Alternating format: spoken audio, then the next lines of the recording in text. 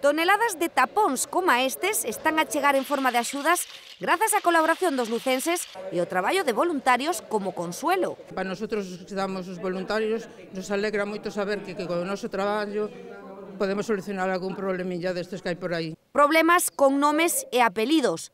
A sede do Progreso acolleu este venres o acto de entrega de 3 novos talóns aos presidentes das asociacións Dignidade Pastoral e a AMPA das Mercedes. Neste caso, os beneficiarios serán nenos e nenas que se lles financiará o xantar nos comedores escolares e 2 adolescentes de bacharelato que están a pasar dificultades.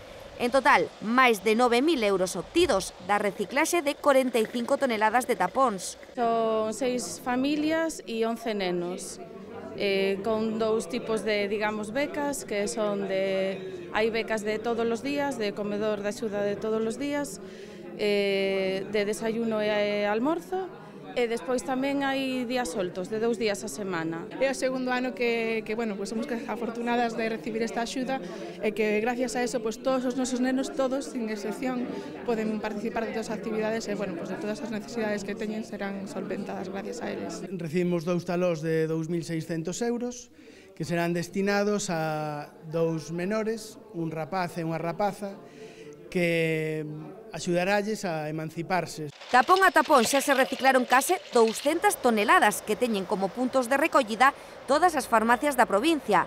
Os plásticos almacénanse nesta nave do CEAO que voluntarios seleccionan para o seu posterior reciclaxe.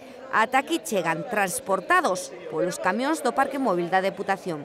Nos, como administración, temos que colaborar con todo este tipo de actividades, aínda que eu penso que non deberán ser necesarias, que cada administración tiña que cumplir con as súas competencias e non deixar a naide que pase fame, que pase por alguna injusticia social.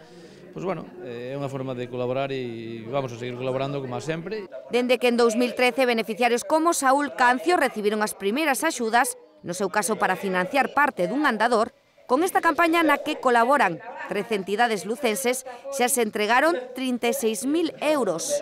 36.000 ilusións.